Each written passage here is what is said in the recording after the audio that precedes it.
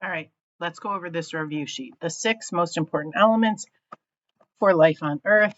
Remember, that is carbon, hydrogen, oxygen, nitrogen, phosphorus, and sulfur. The name for the building blocks of matter is atoms. Here you can see there are already given to you the difference between element and compound. So element is just one type of atom. So all carbon or all sodium or all bromine. When it is a compound, it is 2 or more elements bonded together. Okay. And then the difference in an atom, okay, again, single individual one versus molecule. Let me show you a visual. Okay. This is an atom. And then here is a molecule of water. Okay. So one, and these are hydrogen. So let's just make those a different color, and that's oxygen. So an atom is a singular. A molecule is 2 or more atoms bonded together. So it could have like this, which is, for example, H2, 2 atoms of hydrogen bonded together. It could be this, which is a compound. This is an element, but these are both molecules. Okay. Some properties of water. So remember, it is covalent. It is polar. Okay. It has hydrogen bonding as its intermolecular force. It dissolves a lot of stuff, but especially we talked about salts. It conducts electricity only when a salt is dissolved. Okay. It is non-toxic, right? It is a liquid at room temperature. Okay, so a lot of important properties of water that we talked about. Okay, this right here, first, which should be easy, is listing them: protons, neutrons, and electrons. Okay, the location in an atom. This is just to remember. So it is in the nucleus for protons. It is in the nucleus for neutrons, and it is in orbitals outside the nucleus for electrons. All right, so that is just to know it. If you don't remember the charge and the atomic mass, you can go to the reference table, okay? The table you're going to want to look at is right here, table O. What you should know is that this top number represents mass. The bottom number represents charge, okay? And that beta particle is the same as an electron. So the mass is 0, the charge is -1. For a neutron, the mass is 1, the charge is 0. For a proton, the mass is 1, the charge is 1. Okay, something else to remember is for mass, we are recording mass in atomic mass unit, which has this symbol. Okay, so let's go back here. The charge for a proton, do you remember? +1, neutron, 0, electron, -1. Then what about for mass? For a proton, it is 1U. For a neutron, 1U. And for electron, 0. 0U. Oops. Okay, 0U. Now, is it really 0? No, it is not, but it is so small that we consider it to be 0. Okay? How like charges and opposite charges interact. So like repel and opposite attract. The subatomic particles that can move from atom to atom, those are only electrons. In fact, only valence electrons, so we can be more specific. Why atoms are neutral? They have an equal number of positive and negative charges. What are the positive charges? Protons. What are the negative charges? Neutrons. Okay? The charge of a nucleus is positive, and it is positive whatever the atomic number is. For example, hydrogen has an atomic number of 1. So the charge of a hydrogen nucleus is +1. For neon, which has an atomic number of 10, the charge of its nucleus is +10. All right, question 11, how to define an electrolyte? Something that conducts electricity when dissolved in water. And what kinds of substances conduct electricity? Well, salts. Only as liquid and when dissolved in water. Why? Because their charges can move. In order for something to conduct electricity, it must have moving charges. Okay? Now you have to be able to write the formula for, this is an example. Any one that I give you is not going to be harder than one of these. Okay? So for example, for magnesium oxide, remember we did this and the Lewis dot structure for magnesium, and then the Lewis dot structure for oxygen. Oxygen has 6 valence electrons. So there's its Lewis dot structure.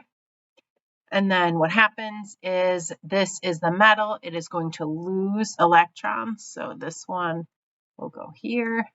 This one will go here. Everything is paired up now. It will look like this, a magnesium with a +2 charge because it lost 2 electrons. We'll have an oxygen with 8 dots, and it will have a -2 charge because it gained 2. And then when we write the formula, it is just going to be MgO. Okay. Now let's look at one that doesn't necessarily match up like that. We'll do the next one as an example, calcium bromide. So calcium looks like this, 2 valence electrons. Bromine looks like this with 7. 1, 2, 3, 4, 5, 6, 7. Okay, so one of calcium's can go here, and that gives me a bromine, right? Like this with 8 dots and a -1.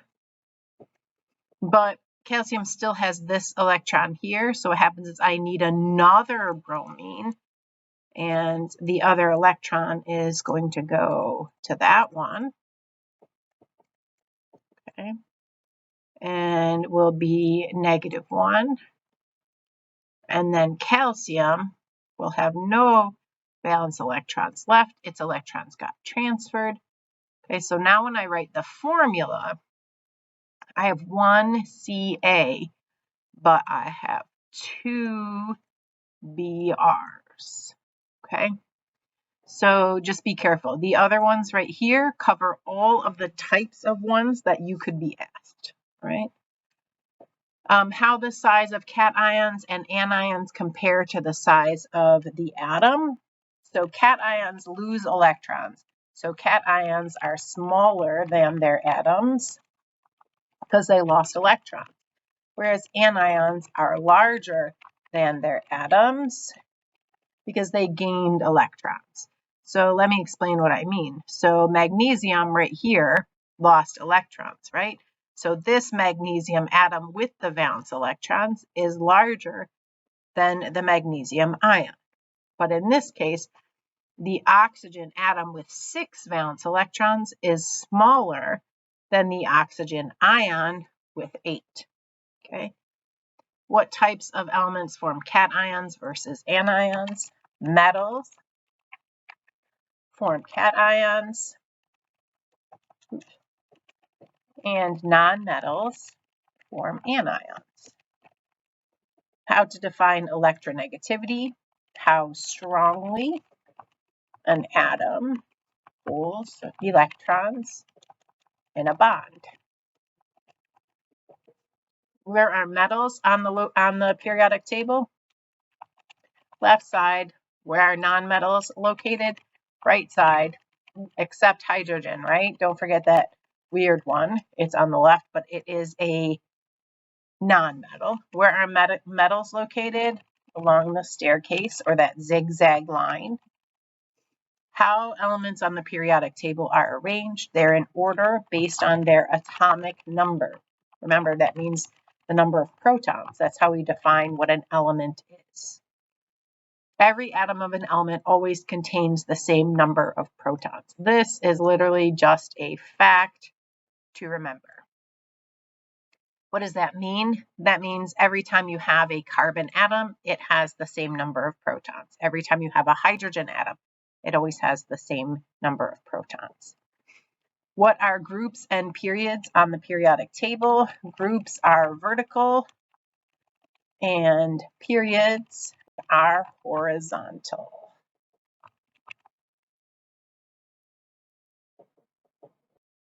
All right, what elements in the same group have in common? So let's look at the periodic table. That will help us. Okay, so elements in the same group. So for example, let's look at group 2. So starting right here with beryllium. Okay, what do we notice is the same? This, right? So what is the same? The number of valence electrons or outermost electrons. What elements in the same period have in common? So when I start to go across, right, I definitely don't have number of valence electrons the same. So it is the same. Do you see how they all have 2 numbers here? These ones all have 3 numbers. These ones all have 4 numbers. Okay, so what does that mean? That means they have the same number of occupied energy levels. So they have electrons in 1 energy level or 2 or 3 or 4. How atomic size changes as you go down a group. Well, I'll show you 2 ways that you should be able to figure it out. So go down a group. Look, this has 2 energy levels. This one has 3. So can you guess which one is bigger? Yeah, this one. But now let's compare 3 energy levels to 4. Can you guess which one is bigger? Yeah, this one. This one has 4 energy levels. This one has 5. Can you guess which one is bigger? Yeah, but let's just look up beryllium, magnesium, and calcium. So let's look it up here. Beryllium, magnesium, and calcium. So beryllium has an atomic radius of 99. Magnesium has an atomic radius of 140. And calcium has an atomic radius of 174. So even if you forgot, you could look it up on the reference table. How electronegativity changes as you go down a group. So let's look at those same 3 elements because they went down a group, right? But let's look at electronegativity from 1.6 to 1.3 to 1.0. What's happening to electronegativity? It decreases. But how does electronegativity change as you go across a period?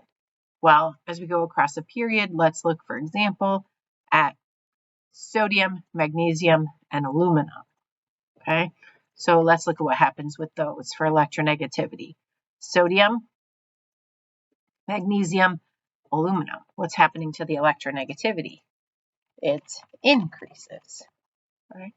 What types of elements form ionic compounds? Metals and nonmetals. Which type of compounds have the strongest intermolecular forces? Ionic compounds or salts. What is the intermolecular force in water? Hydrogen bonding. Okay. Since salts are neutral, what must be true about the total positives and total negatives in a salt? They must be equal. What types of elements form covalent compounds? 2 nonmetals. What are outer electrons called? Valence electrons. The element that must be present in all organic compounds is carbon. How are ground state and excited state different? Ground state has less energy. Okay, excited state has an electron in a higher energy level. Okay. What is the ground state configuration for carbon? Let's start with that one. Ground state means it's on the periodic table. Okay, so carbon is 2-4. Copper. Well, if you don't know what the symbol for copper is, scroll here to on table S until you find it, and then you can look, and it says it's literally atomic number 29. So then go back to the periodic table and look for 29. So 2, 8, 18, 1 for copper. Okay, 2, 8, 18, 1. What about oxygen? So oxygen is over here, and that is 2-6. And argon is our last one here. And argon is here 288. Okay. Now write one excited state configuration. Same element. So what I'm going to do for carbon is take one electron and move it up 1. Still keeping 6. For copper, okay, it was 2, 8, 18, 1. So 1, 8, 18, 1. 1. I took that 1 and moved it up, but I don't have to do it that way. So oxygen is what? 2-6. So I could do 2-5-1. All right. What about argon? I could do 2-7-9. Okay. I don't necessarily have to add an energy level, but what you have to do is take one electron and move it up. Take one and move it up. In terms of energy and electrons, explain how a line emission spectrum is produced. Okay, so an electron falls from excited state back to ground state and emits or releases energy as light. Okay, the line emission spectrum. Okay, so that's how that happens. How to look at a bright line spectrum and determine the elements in the mixture. So you definitely just have to know how to do this one. Okay, look back at the notes on that. Look back at the PowerPoint. What happens to electrons in a covalent bond? They are shared. What happens to electrons in an ionic bond? They are transferred. How many electrons are shared in a double bond? 2. A single bond? 2. A double bond? 4. A triple bond? 6. This word, how many electron pairs are shared? Essentially, that means how many lines did you draw, because each line represents a pair. So a single bond is 1 pair, a double bond is 2 pairs, and a triple bond is 3 pairs. Okay. How to use electronegativity to determine the type of bond. So here is what you need to know. Basically, the scale begins at 0. This is always nonpolar. When we get above 1.7, we are going to be ionic. And right around less than 0.5 is considered nonpolar, but truly weakly polar. And then between 0.5 and 1.7 is polar. But remember, it's a scale, so moving this way, I get more polar. Moving this way, I get less polar. So you would look up the electronegativity for these two elements, subtract them, and see where it fits on the scale. Same for this one, same for this one. what happens to electrons in polar, nonpolar, and ionic bonds. Okay, this should say what happens instead of how, so forgive that error. In polar, okay, electrons shared unequally. In nonpolar, electrons shared equally. And then ionic, electrons are transferred.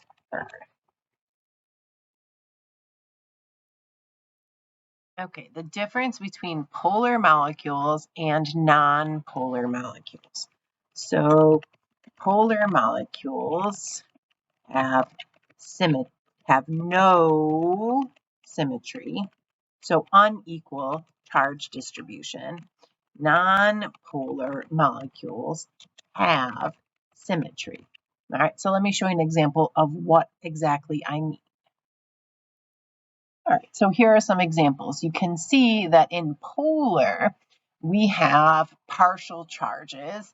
In non-polar, we do not have partial charges. So in polar, the one element, so in HCl at the top, chlorine pulls harder on the electrons, okay? So it ends up with a partial negative because its electronegativity is higher. And then hydrogen ends up with a partial positive. In nonpolar, there is pull in both directions. So for carbon dioxide, the second one in the list, oxygen pulls harder to the left and the other oxygen pulls harder to the right. So it ends up being symmetrical. So if there's symmetry, it's nonpolar. If there's no symmetry and you have a polar bond, it is going to be a polar molecule, okay? All right, let's go how the atomic theory changed over time. So it went from a solid sphere, okay, that's how it started, okay? And then we had the cathode ray experiment where Thomson, you don't need to remember his name, but he discovered negatively charged electrons that have mass. A little mass, but mass nonetheless, okay? So started as solid sphere, then we moved to cathode ray experiment, then we have Rutherford. Again, you don't need to remember names, but just throwing it out there. And what he discovered in the gold foil experiment is atoms are mostly empty space, and the small, dense nucleus has a positive charge, okay? So that definitely changed the way the atom was modeled. So started at a solid sphere, moved through discovering electrons, discovering the nucleus and empty space, until eventually we have what is called the quantum model, the wave mechanical model, the electron cloud model, okay? So I'll just put two of these, modern model, okay? Where electrons are located in orbitals. And there is a nucleus with a positive charge, okay? Which that was discovered with Rutherford, and that is still true, okay? And so over time, definitely it changed. And then this last one, knowing how to draw the Lewis dot structures. Well, first I'm going to cross this one out because I'm not going to test this one right now. So let's get simpler, okay? So you should definitely, here are the covalent ones, H2O, NH3, CH4, all of these, okay? And then this one. So these are the covalent ones. And then definitely these ionic ones, although I could ask you any ionic one because they all kind of follow the same pattern, all right? And I know that you will definitely have to do it for an element. I did not ask you for individual ions, but you will have to do an ionic compound, okay? So for water, oxygen has 6 valence electrons. So its Lewis dot structure looks like this, okay? and there are 2 hydrogens available, and they look like this, right? So what happens is 1 hydrogen goes here, and 1 hydrogen goes here. And there is the Lewis dot structure for water. Now let's look at NH3. So nitrogen looks like this. It has 5 valence electrons, and it has 3 hydrogens available, conveniently 3 spots. So 1 hydrogen goes here, 1 hydrogen goes here. Notice how the symbols that I'm drawing are the same size. This is unacceptable. If you draw nitrogen like this, and then draw hydrogen tiny like this, that is absolutely unacceptable. They should all be around the same size, okay? Similarly, CH4, carbon has 4 valence electrons, and it has 4 hydrogens available, and look at that, conveniently, there is a spot for each one. And again, notice I am drawing the hydrogens around the same size. I should not be drawing them tiny.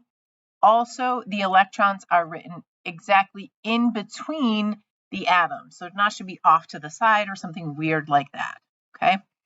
H2 is easy. Here's H, and then you just add another H to it, okay? F2 and Cl2 are basically the same kind of setup. Here's 1 Cl with 1, 2, 3, 4, 5, 6, 7, okay? And then there's another one. So what happens is it's going to go right here. There's the other Cl, and then it's 7 electrons, so they share 2 in between them. So we covered this one, we covered this one, we covered this one, and this one, and this one, and this one, okay? One that I'm going to add to this list, which is important, is N2 and O2, and then we're going to look at CO2. All right, so I'm going to scroll down so I have some space. N2, okay? One N looks like this, and I have a second N, okay? So if I start by, I have to keep the paired ones, right? And let's put one paired up between them. That takes care of this one. But I have another one, so I'm going to add another pair, and another one, another pair. So nitrogen ends up like this, whereas oxygen ends up like this, okay? And we did these ones in lab, so it should look familiar to you. If you are confused, then I would please ask for assistance with these. And then lastly is carbon dioxide. This is probably the hardest one. And what happens is in order to pair everything up, I need double bonds on both sides of the carbon. And then the oxygens end up like this, okay? So these ones you all definitely need to know, okay? And then for ionic, it is going to look like, I'm going to go through this again, it's going to look exactly like this. So here's calcium bromide like this. That one was magnesium oxide. Let's just do one and I'll show you, let's see, sodium chloride. So sodium, that's the metal. It had 1 valence electron. It loses it, so it has a +1 charge.